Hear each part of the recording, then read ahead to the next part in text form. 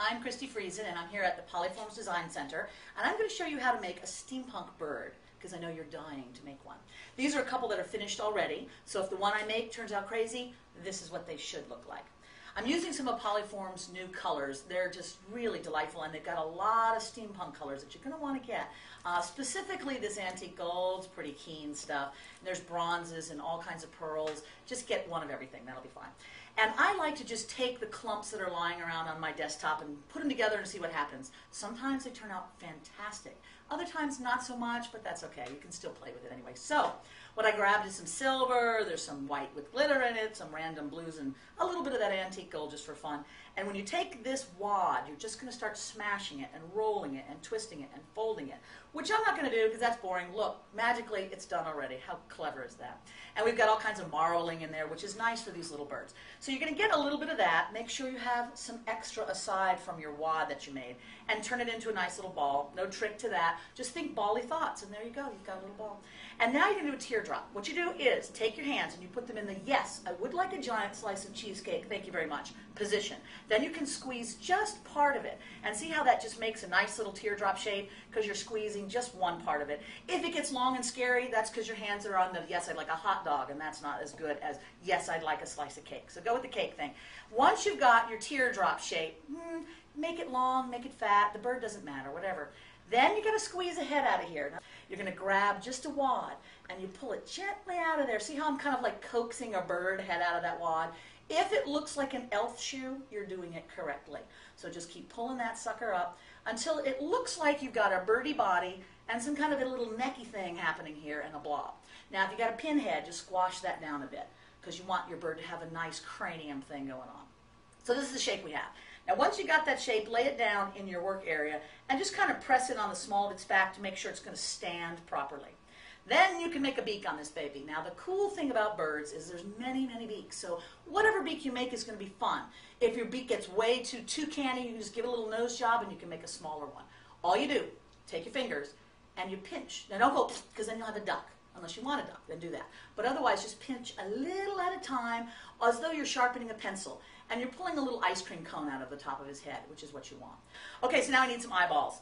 Now, polymer clay works fantastically with all mixed media. If it can go in the oven at about a little under 300 degrees, then it's fair game to use. So that means you've got feathers, and you've got beads, and crystals, and paper, and whatever else besides plastic you jolly want to put in there.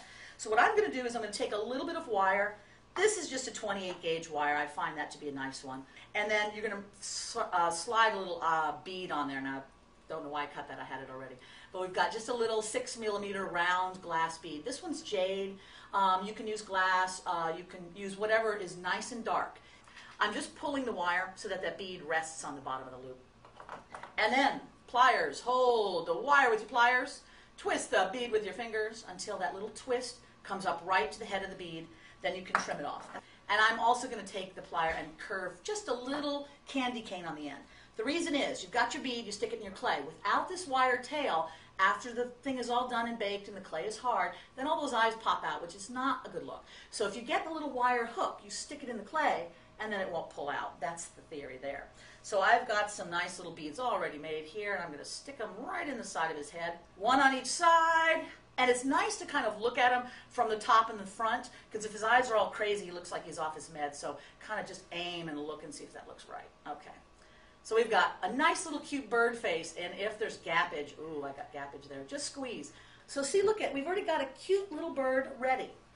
Now to make him even cuter, we're going to steampunk him a bit. Steampunk is a look. It's a futuristic look if you were in the past. So if you were in Victorian England where it's all shiny brass and gears and steam, that's the steampunk era. But you have to have this little futuristic punkishness. There's the steampunk. And steampunk now, in terms of artistic development, is just putting gears, brass, anything in there that has a kind of nostalgic look to it. So I've got a whole handful of things here. I don't know if you can see them well, but there's just brassy bits and gears and you know, little bits of filigree, a screw. You can go crazy with any of that stuff. I'm not going to go real crazy with that. All I'm going to do is take a head pin and stick a couple of little beads on there. These are metallic. This is to give him a head do and a hairdo, tail do. So he needs a head and a tail hairdo.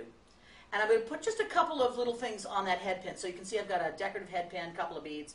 Do that trimming thing again with a little hook on the end.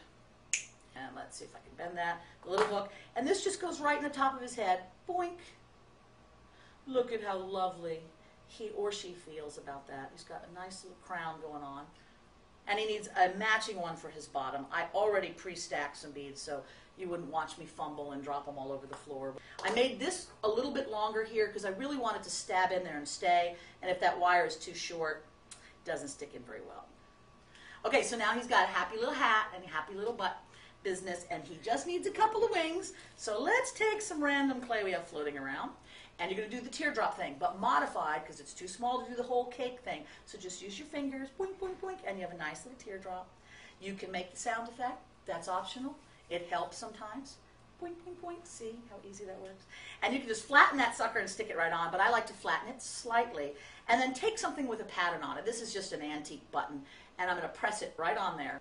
Now, we've got happy little dude with head and tail, some little flappy wings right there. You notice I just smashed them on.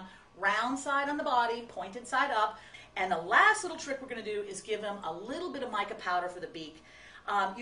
This one's a good example. You want to make sure the beak looks like a beak and not just a strange growth on the tip of his forehead. And one good way is by putting a little powder on there. This is mica powder. Any brand works delightfully. Get a little on your brush and just coat the top of that. I usually blow away the excess and then just use that clean brush to smooth all the way around the line so it just blends right in to the body. All right, so there we have our happy little bird with his little details, ready to join his friends. So, what are you waiting for? Go make one.